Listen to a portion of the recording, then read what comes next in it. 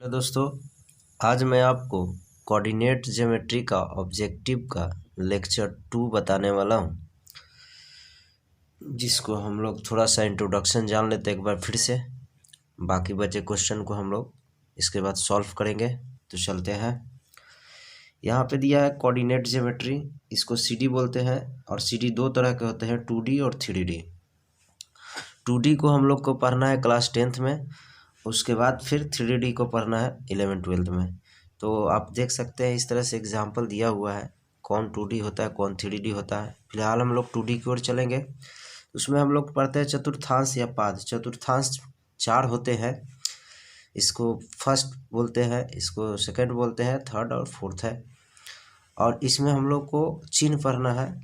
तो हर चतुर्थांश में अलग अलग क्या होते हैं, चिन्ह होते हैं नियामक के। ये नियामक का प्लस प्लस है फर्स्ट क्वाड्रेंट में, और ये दूसरा है, दूसरा में माइनस प्लस होता है, तीसरा में माइनस माइनस होता है, और चौथा में क्या होता है, प्लस और माइनस होता है, जिसको शॉर्ट में यहाँ पे हमने दिखाया है और एग्जाम्पल के जरिए आपको बताए हैं कि इस तरह से मान देंगे तो किस क्वाड्रेंट में होंगे। ये जवाब है आपके सामने। उसके बाद हमने बताया है कि एक्स अक्ष पर का निर्देशांक क्या होता है, एक्स होता है और 0 होता है, या तो -x होता है। और उसी तरह y का भी बताया है कि या तो y का मान प्लस में होगा या तो माइनस में होगा, लेकिन x का मान क्या होगा, 0। उसके बाद मैंने एग्जाम्पल के द्वारा कुछ बताने की कोशिश किया हूँ। आप देख सकते हैं ये एग्जाम्पल है, ये 0 है और 1 है। तो y का मान दिया है, x का मान 0 है इसलिए x अक्ष पर है। यहाँ पे x का मान दिया है, y का मान 0 है इसलिए x अक्ष पर है। और इस तरह से हमने बताया है कि x को हम लोग भुज बोलते हैं और y को कोटि बोलते हैं। आगे हम लोग और कुछ जान लें। ये डिस्टेंस फार्मूला है जो दो बिंदुओं के बीच निकाला जाता है, जिसको दूरी सूत्र भी बोलते हैं। दो बिंदुएं दिया रहता है P और Q, और दोनों के बीच की दूरी को मिला देते हैं तो दूरी का फार्मूला हम लोग को निकल जाता है x2 - x1 का whole square plus y2 - y1 का होल स्क्वायर, या इसी को उलट के लिख सकते हैं। तो ध्यान रखना है x1 पहले, तो यहाँ इसमें y1 भी पहले रहेगा। और उसके बाद फिर मूल बिंदु से बिंदु P ऑफ xy के बीच की दूरी निकालने का ये फार्मूला है। तो आप देख सकते हैं फिगर के द्वारा हमने बताया है, उसी फार्मूला पर बैठा दिया है डिस्टेंस फार्मूला पर। तो इस तरह के मान निकला। उसके बाद है फिर तीन बिंदुएं ए बी सी संरेखी हो गया, यदि A B plus B C बराबर क्या हो जाएगा, ए सी के बराबर हो जाएगा। अगला है हम लोग का विभाजन सूत्र, सेक्शन फार्मूला। विभाजन सूत्र दो तरह से होता है, अंतः और बाह्य। दो बिंदुएं दिया रहता है और उसका अंदर विभाजित करता है तीसरा बिंदु, या बाहर विभाजित करता है तीसरा बिंदु। तो इस तरह से फार्मूला हम लोग को बनता है। जैसा कि हमने यहाँ लिखा अंतर विभाजन, इंटरनल डिवीजन। यहाँ पे बिंदु P काट रहा है दोनों बिंदु को बीच में, तो हम लोग को इसका फार्मूला इस तरह से हो जाता है। P ऑफ xy का निर्देशांक के लिए ये फार्मूला यूज़ कर देंगे। उसी तरह से इसमें x है तो x का मान ये वाला पार्ट से निकाल सकते हैं, फिर y का मान इस पार्ट से निकाल सकते हैं जो इस तरह से है। उसके बाद है बाह्य विभाजित। तो आप देख सकते हैं कि ये दोनों A और B पॉइंट्स को हम लोग क्या है, बाहर विभाजित किया P को, तो इसका फार्मूला माइनस में हो जाता है। तो इस तरह से हम लोग विभाजन सूत्र का यूज़ करके बनाते हैं। आगे हम लोग का है बिंदु P ऑफ xy, बिंदु इतना और इतना को मिलाने वाली रेखाखंड AB को मध्य विभाजित करता है, यानी बीचों बीच विभाजित करता है। तो उसका फार्मूला हो जाता है P ऑफ xy के निर्देशांक क्या हो जाता है, x1 और x2 को जोड़ देते हैं, y1 प्लस y2 को जोड़ कर 2 से भाग दे देते हैं। तो इस तरह से हम लोग का इस फार्मूला का यूज़ करते हैं। आगे है बिंदुएं इतना और इतना को से बनने वाली त्रिभुज का क्षेत्रफल के लिए ये फार्मूला यूजेबल है। आप देख सकते हैं ये तीनों ABC का शीर्ष का निर्देशांक दिया हुआ है, और इस फार्मूला को हम लोग यूज़ करके त्रिभुज का क्षेत्रफल निकालते हैं।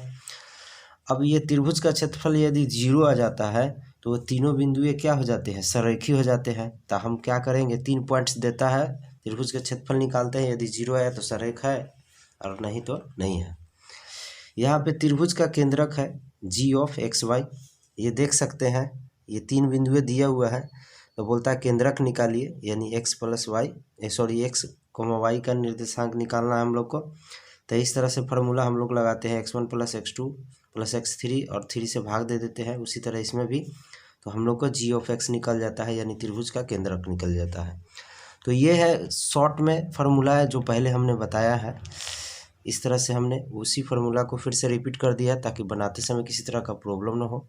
तो चलते हैं हम लोग बाकी बचे सवाल की ओर। आज मैं आपको केसी सिन्हा से ऑब्जेक्टिव सवाल का बचे हुए पार्ट को बताऊंगा। हमने 12 तक बताया था, 1 से 12 तक। अब मैं आपको 13 से बता रहा हूँ। तो 13 सवाल है, त्रिभुज ABC के 2 शीर्ष इतना और इतना तथा इसका केंद्रक कितना है, तब C का केंद्रक निर्देशांक बताएं। इसमें बोल रहा है केंद्रक वाला फार्मूला से, तो हमने यहाँ पे सॉल्व कर दिया है क्योंकि लंबा होगा।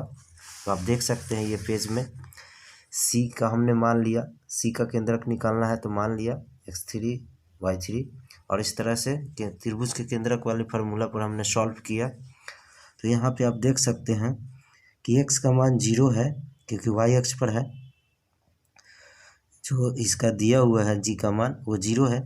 तो हमने क्या किया कि पहले एक बार x का मान ये 0 के बराबर से इसको x3 का निकाल लिया, फिर y3 का मान क्या किया, एक बार इससे इक्वल करके निकाल लिया।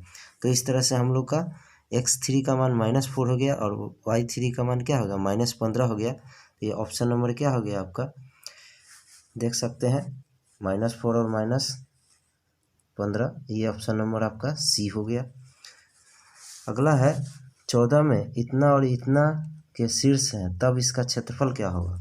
तो त्रिभुज का क्षेत्रफल वाला फार्मूला से आप निकाल सकते हैं। आप देख सकते हैं यहाँ हमने बैठाया है, 3 पॉइंट्स दिया हुआ था, तो त्रिभुज का क्षेत्रफल वाले फार्मूला को बैठाया तो हम लोग को 75/2 आया। और इसको हम लोग पूर्णांक में बदलते हैं तो इस तरह से आया 37.1/2 वर्ग इकाई, क्योंकि क्षेत्रफल कहता है तो वर्ग इकाई निकालेंगे। तो ये हो जाएगा हम लोग का ऑप्शन नंबर क्या हो गया, बी हो गया। 15 बोल रहा है बिंदु इतना और इतना को मिलाने वाली रेखा को किस अनुपात में बांटती है। ये ए और बी बिंदु को मिलाते हैं तो पी बिंदु जो है किस अनुपात में विभाजित करता है। तो ये सेक्शन फार्मूला से बनेगा, विभाजन सूत्र से। तो हम लोग उस फार्मूला को यूज़ करके बना सकते हैं। तो आप देख सकते हैं ये हमने P(x, y) का फार्मूला लिखा, और ये अंतः विभाजित करता है कि बाह्य विभाजित करता है ये पता चलेगा अनुपात निकालने के बाद। यदि अनुपात माइनस में आता है तो बाह्य विभाजित करेगा, प्लस में आता है तो अंतः विभाजित करेगा। तो हम लोग यहाँ पे इस फार्मूला को लिखकर जो मान दिया है जिसका, इस तरह से बैठा दिया। उसके बाद m और n के लिए हम लोग क्या किए, किसी एक को एक से तुलना कर दिए। आप जानते हैं कि x का मान ये है, इसमें से निकलता है, और y का मान इस पार्ट से निकलता है क्योंकि 2 पार्ट है। तो हमने किसी एक को इक्वल कर दिया, तो हमने x वाला को x के साथ इक्वेटिंग कर दिया, तुलना कर दिया, और इसका अनुपात निकाल लिया। आप चाहेंगे तो इससे भी तुलना करके और 2 से इक्वल करके आप निकाल सकते हैं, सेम वही आंसर आएगा। तो अब हमने यहाँ पे सॉल्व किया, इसको हल करके इसको इससे क्रॉस किया, उसके बाद इधर उधर किया, तो ये m/n का मान आ गया 1/2। इसको अनुपात में बदलते हैं, m/n हो जाएगा, तो ये 1:2 हो जाएगा। तो ये आप लोग को 15 का आंसर हम लोग को ऑप्शन नंबर क्या हो जाएगा, ए हो जाएगा, 1:2। अगला क्वेश्चन है, इतना और इतना को मिलाने वाली रेखा को x अक्ष जिस अनुपात में बांटती है वह है। तो इसको अब हम लोग सॉल्व करते हैं। ये जो है 16 विभाजन सूत्र का प्रयोग करेंगे और पता कर लेंगे कि किस अनुपात में x अक्ष पर काटती है। तो हमने यहाँ पे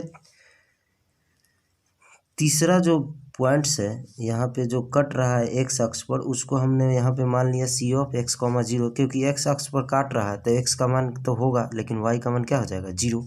तो इस तरह से हमने फार्मूला लगाया, और फार्मूला आप जानते हैं कि क्या होता है, mx2 + nx1, उसी तरह ये होता है। और उस फार्मूला पर जो जो मान दिया है 2 पॉइंट्स का, उसका हमने मान रख दिया a और b का इसमें।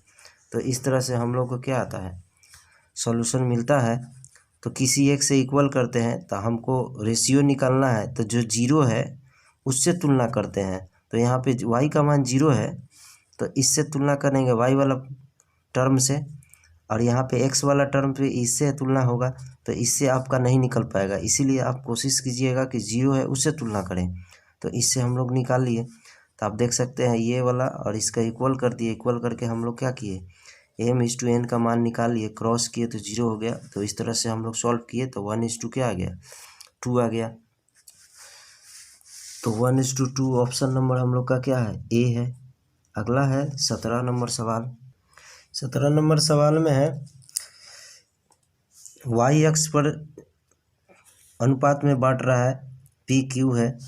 तो यहाँ पे हमने मान लिया लेट सी जो है, पॉइंट सी जो है वाई अक्ष पर कट कर रहा है। तो वाई अक्ष पर कट कर रहा है तो एक्स का मान क्या होगा, 0। और यहाँ पे इस फार्मूला को हम लोग विभाजन सूत्र का यूज़ कर दिए। और उसके बाद x1 x2 जो यहाँ पे दिया हुआ है उसको हम लोग यहाँ पे बैठाएं। तो बैठा रहे इस तरह से हम लोग का क्या आ गया, 8m - 4n बटा m प्लस n आया। और यहाँ पे 3m + 2n बटा m प्लस n आया। तो इस तरह से अगर मान आया तो हम लोग क्या करते हैं, इससे पहले वाले सवाल में भी बताया था, जो 0 है उससे तुलना करते हैं ताकि अनुपात आराम से निकल जाएगा, किसी तरह का प्रॉब्लम नहीं होगा। तो हमने 0 वाला से तुलना किया तो x का मान ये है, तो यहाँ भी x का मान ये टर्म है, दोनों को तुलना किया। उसके बाद इससे क्रॉस कर दिए तो ये 0 हो गया। और उसके बाद 8m - 4n बचा, तो 4n को इधर ले आए तो प्लस में हो गया।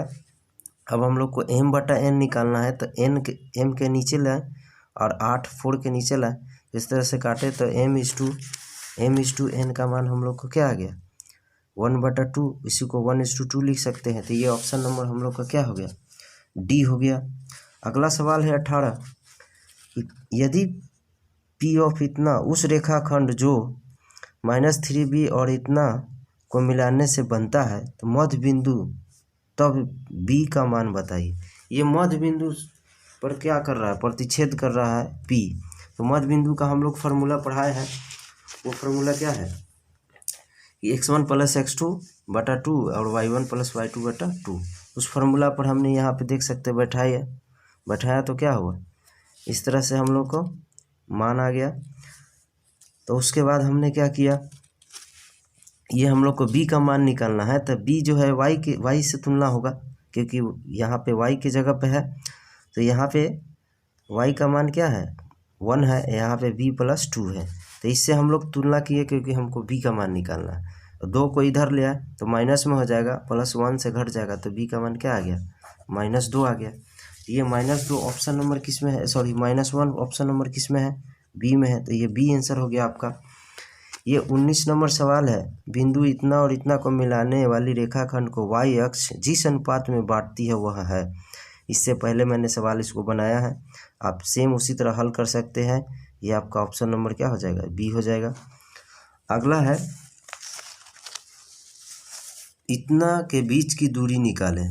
तो आप निकाल सकते हैं इसके बीच की दूरी, डिस्टेंस फार्मूला से हमने बताया है।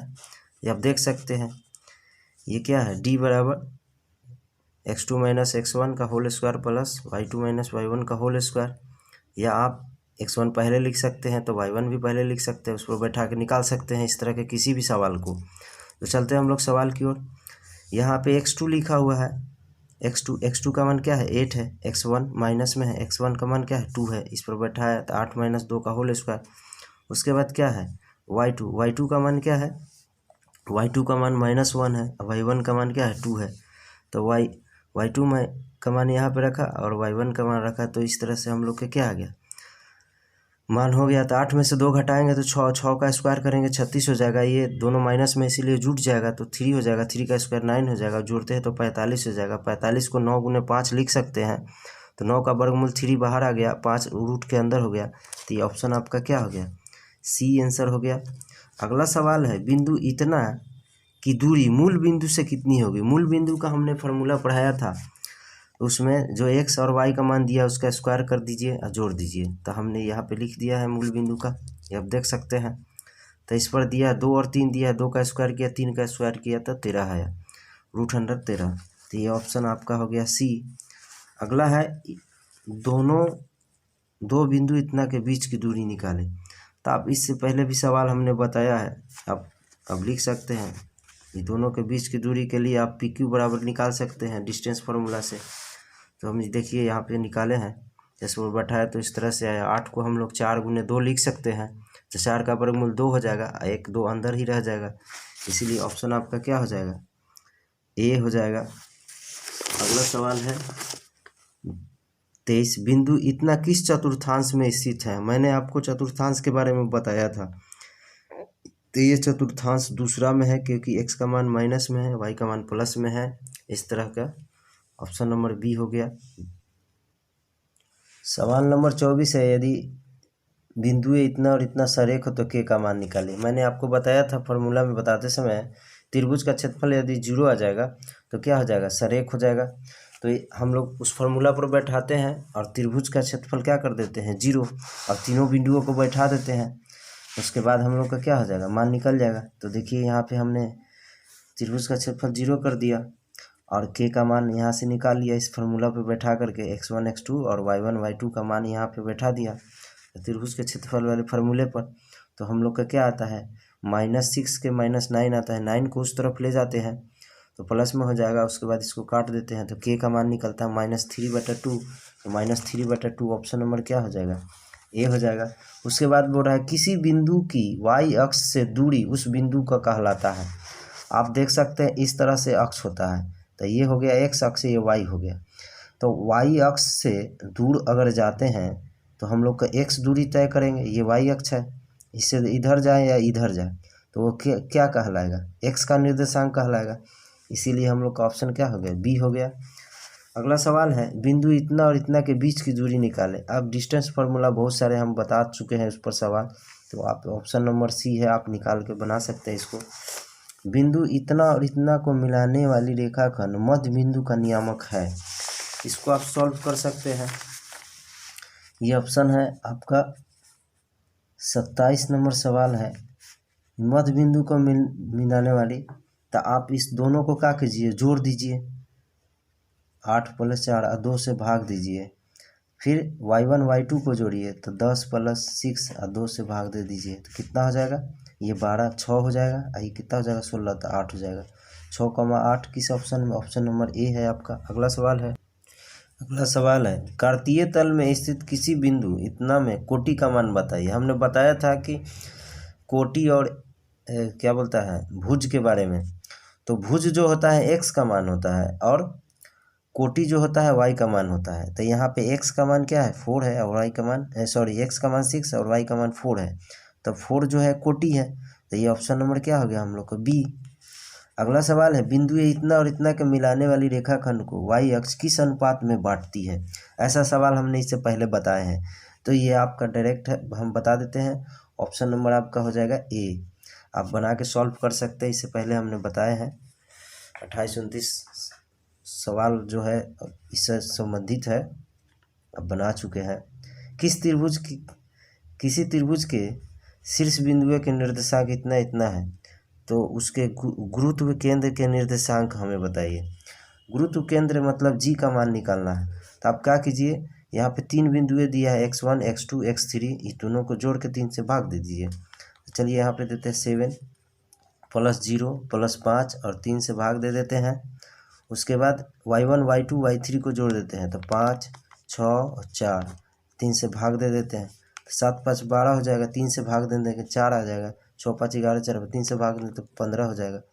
4,5 ऑप्शन नंबर हम लोग का क्या हो गया, सी हो गया। अगला सवाल है, किसी त्रिभुज का केंद्रक या गुरुत्व केंद्र इतना और उसके 2 शीर्ष इतना और इतना हो तो तीसरा शीर्ष निकालिए। इससे सवाल हमने बताया है। ये क्वेश्चन जो है 13 का सेम है, और 13 में हमने बताया है कैसे इसका मान निकलेगा। ये तीसरा ऑप्शन जो है यहाँ पे मिट गया है, तो आपके बुक में अगर होगा तो आप इसको यूज़ करके, क्वेश्चन नंबर 13 के सेम क्वेश्चन है तो आप बना सकते हैं। इसलिए मैं इसका डायरेक्ट आंसर बता दे रहा हूँ, आपका ए हो जाएगा। अब 13 नंबर का सॉल्व कीजिएगा, सेम क्वेश्चन है।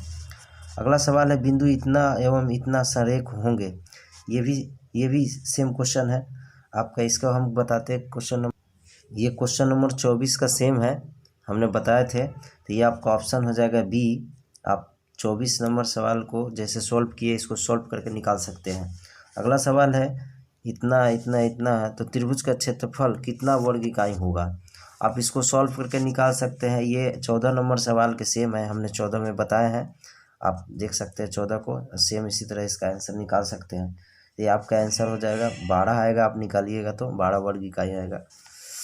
अगला है, यदि किसी समबाहु त्रिभुज के अंतः केंद्र निर्देशांक 2,3 है तो उसका गुरुत्व केंद्र के निर्देशांक होंगे। इस सवाल को फिर से एक बार समझते हैं। यदि किसी समबाहु त्रिभुज के अंतः केंद्र के केंद्रक 2,3 है तो उसका गुरुत्व केंद्र के निर्देशांक होंगे। ये समबाहु त्रिभुज है। समबाहु त्रिभुज का केंद्र अंतः केंद्र जो होता है त्रिभुज का गुरुत्व केंद्र ही होता है, इसीलिए इसका निर्देशांक यदि 2,3 है तो गुरुत्व केंद्र का निर्देशांक भी क्या हो जाएगा 2,3 ही होगा। तो ये ऑप्शन हम लोग का क्या हो गया, बी हो गया। अगला सवाल है, 3 बिंदुएं सरेख होंगे यदि उनसे बने त्रिभुज का क्षेत्रफल बराबर होता है किसके, 0 के। ये ऑप्शन हमने तो बताया था। ये अगर त्रिभुज का क्षेत्रफल 0 हो जाता है तो वो तीनों बिंदुएं क्या हो जाते हैं, सरेख हो जाते हैं, मतलब वो त्रिभुज नहीं होता है, एक ही रेखा पर होता है, समान रेखा पर। अगला सवाल है, बिंदु इतना इतना को मिलाने वाली रेखा पर R A, B हो तो निम्नलिखित में से कौन सत्य है। इन सवाल को विभाजन सूत्र के द्वारा हम लोग सॉल्व करते हैं, क्योंकि ये पॉइंट जो है उसको विभाजित करता है, ये दोनों पॉइंट्स को अब बाहता करता है कि अंतर करता है। हम लोग फार्मूला पर बैठा के इसको सॉल्व किए तो आप देख सकते हैं ये R, B हो गया और इस तरह से बैठा है। x1 x2 का मान डालते हैं तो उस रेशियो में क्या हो जाता है, ये 0 हो जाएगा, क्योंकि 0 बटा कुछ भी क्या होगा 0। और उस तरह से फिर इसको बैठाते हैं तो n का मान 0 हो जाता है, 2m बटा m+n हो जाएगा। तो ये हम लोग को a का मान क्या आ गया 0 और b का मान ये है। तो ये ऑप्शन में किस में है, यहाँ b का मान 0 दे रहा है, इनमें से कोई नहीं, और a का मान 0 है, यहाँ a का मान 2 है। तो a का मान 0 है, इसीलिए ऑप्शन हम लोग का क्या हो गया, a हो गया।